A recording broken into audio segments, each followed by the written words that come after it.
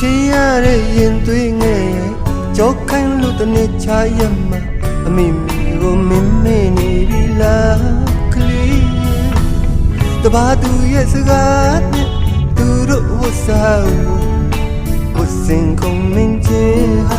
တောင်းယုံဆောင်တော့ကြည်ကန်းလို့တနေ့ကြရင်တော့ရှက်ကွဲရမယ်နော်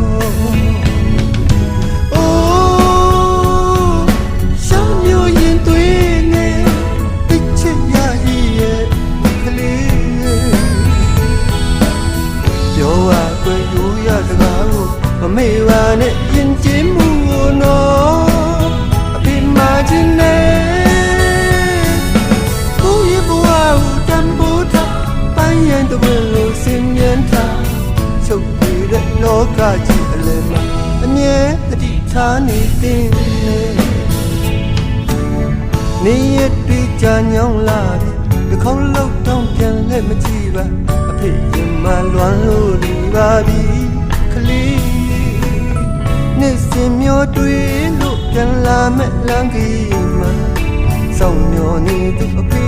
ကိုတတိယရဲ့လာမင်းစံချင်းဝေးရမီကိုပြန်ခဲ့